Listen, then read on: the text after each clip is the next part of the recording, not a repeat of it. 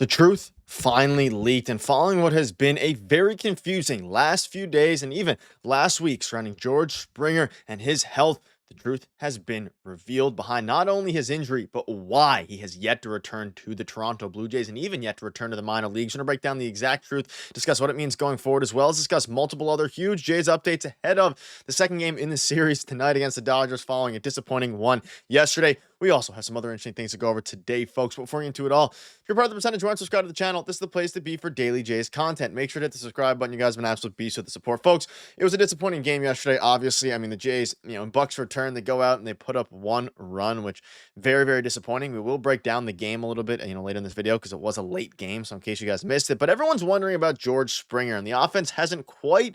It has. The Colorado Rockies series, it's been pretty good, but it's never the same without George Springer, right? Someone who has been the best hitter on the Toronto Blue Jays this season. People are wondering where he is, especially after missing yet another game in the minors yesterday. And John Schneider came out on Blair and Barker and revealed the truth behind what's actually happening. So he said that George Springer's concussion is still hitting, running, and taking fly balls at the Bisons, and he continues to feel better. As soon as he gets clearance from the MLB, he can get into a game. We'll dive into Shane Bieber later. So, folks, I did some more research on it. Listen to the Blair and Barker, tidbit. They also mentioned it briefly yesterday from Aaron Zwelling on the broadcast. George Springer, or may have been Hazel May in the broadcast, whoever it was, George Springer is essentially, he feels good. He's hitting, he's running, all these different things. But the MLB, he's yet to pass the test from the MLB side that allows him to be reinstated into games, whether that be at the minor or major league level. And of course, concussions are a serious thing, and they've ultimately in the past decade or so really increased the protocol. And clearly there is a test now that has been confirmed that he is not passing from the MLB side. And we think back to August 6th, so a few days ago now, you see here, he missed the starting lineup again, but John Schneider said on August 6th, before he missed that game, that he was just about to speak to Springer, and there were some tests that he still needed to clear. So obviously here now, like, the clear situation is that George Springer is out with a concussion. We all know that. He is feeling better, continues to feel better. The good news about all this update is that he's not going to miss significantly more time. But the reason that, everybody was wondering what the truth was, why is he missing games? Yes, we know it was a concussion. He's not passing a test on the MLB side of things, which makes, a little bit more sense here, because why would John Schneider say, we're going to try to get him into the game, then, he doesn't play for 2 or 3 or 4 straight games in the minors.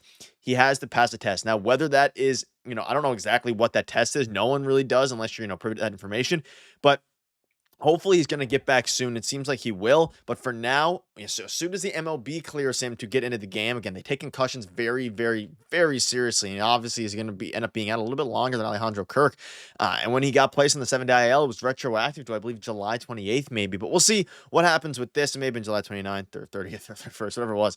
He's going to be coming back soon, but he has to get cleared by the MLB. You're looking at the player you're missing here, putting up 2.3 WAR, his highest since 2022, and obviously with an 889 OPS, one of the best hitters, the best hitter on the Jays, one of the best hitters in baseball, and they've played a lot of lefties in his absence, and boy, oh boy, does it hurt having him continuing to miss games, because yes, the offense is good. Yesterday was a bit of a blip, and I think if you would have had, George Springer in the lineup for some of these games, not the Colorado series, but all the other ones where they're struggling a little bit, the Orioles, the Royals, and hopefully don't struggle today against Blake Snell, it'd obviously be very good for the multi-time All-Star. But let me know down below what your thoughts are. Again, it is a concussion. They're taking it very seriously, and of course, he hasn't been cleared by the MLB. It's nothing on the Jays' end, at least as it pertains to that there. So it's it's going to be interesting. He's still in AAA doing hitting and running, and he'll play in a game when handed clearance by the MLB. Now, within this update, you see here, Shane Bieber, he's expected to make another rehab start today. So he makes a start today with the goal of getting to 75 pitches, trying to get him in the 80 to 85 pitch range before bringing him up. So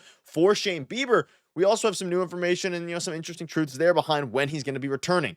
This will be his second start with the Jays. That'll be obviously getting up to 75 pitches. Our second or third start with the Jays, obviously the minor league team, 75 pitches. We assume he's going to get one more at the very least to get him to the 80 to 85 range. So after his start, Saturday, you then have a week until, realistically, 5 days till his next start. And then from there, you can probably schedule him in, 10 to 15 days away, which would take you into, late August, right? Not really mid-late. At that point, it would be late August is when you're hoping to get him in. And I hope, I want to see him before September. So I'm hoping, that late August start, and maybe once you're past the gauntlet a little bit, maybe get him into one of the weaker offensive teams. But this is very good news. No setbacks, nothing like that. He looked dominant last time out there, especially when it comes to velocity. And of course, that's going to be a big day for Shane Bieber today, seeing how he handles, the, AAA hitters, see how his velocity is, see how everything else is going here. So with a little bit of negative news from George Springer, we get some positive news for Shane Bieber, and we'll get to see him today. Again, 75 pitches today. You'd assume 85 next, and then he's ready to go. And this starting, pitching staff desperately needs it. Not that George Springer, or not that, Max Scherzer was bad or anything yesterday, which we'll dive into, but you could always use a Cy Young caliber pitcher. Now, let's dive into a couple different things here.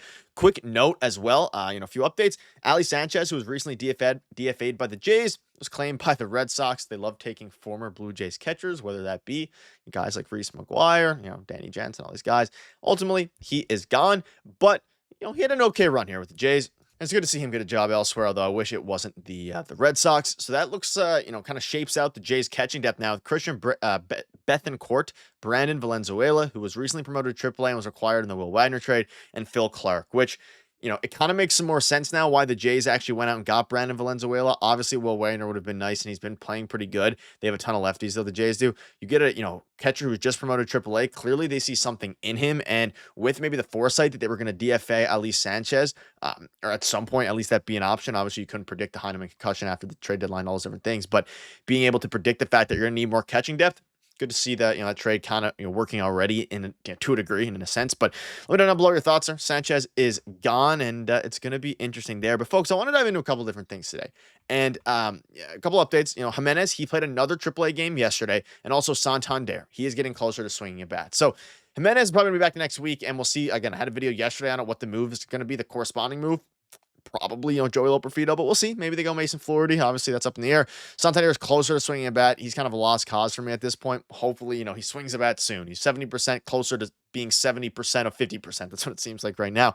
But I want to dive into yesterday's game. Now, Max Scherzer, fantastic start, right? And realistically, a bad loss for the Jays. The starting pitching, like that game was electric to watch for the first little bit, especially when the Jays were up 1-0. Miles Straw lines into an unfortunate double play. Ty France gets picked off, on the double play with the bases loaded, not picked off, but, lined into a double play and didn't get back to the bag. It's, getting doubled off there sucks, and the Jays, they lost the game. But the pitching matchup, as a baseball fan, obviously, diehard Jays fan, that's the unfortunate reality is the Jays lost. Scherzer looked electric. You could argue he looked better than Kershaw. The Jays got a ton of hits. I think they had 3 singles and a double in one inning and only got 1 run out of it, which is absurd. Kershaw's, a first ballot Hall of Famer. He's one of the best pitchers we've ever seen in MLB history. And at the end of the day, stuff happens. But Scherzer looked really good. His velo was up to 96. He looked electric. Gave up 2 runs in 6 innings. Really positive sign there, especially as you start to shape into what's going to be a wild playoff race down the stretch here and pennant race. Really good there. The hitting staff, they did pretty bad. And Bo Bichette, Vladdy looked a little lost. I mean, no one really got stuff done besides Addison Barger with a couple hits against Kershaw and Dalton Varsho, who went to, 3 for 4. I believe he popped out at the end of the game and it didn't update there. So hopefully they, bounce back today. You're going up against one of the best pitching staffs in baseball when healthy in, obviously this series, Kershaw, Snell, Yamamoto, Shohei Ohtani, all these guys. It's going to be a rough one. Tyler Glasnow is their 5th starter. Hopefully, they can take care of business today. You want to salvage at least one of the last 2 games. Ideally, you win both. But yesterday was a bad day for the Jays. The Jays lost. The Red Sox won. The Mariners won. I believe the Astros won as well. The Yankees lost, but they're kind of out of it now. 3 games up on the AL East, and you got to keep that rolling, and hopefully they can with George Springer returning, hopefully in the next couple of weeks here. But that'll wrap it up. You guys have been beasts. Let me know down below what your thoughts are. Cheers.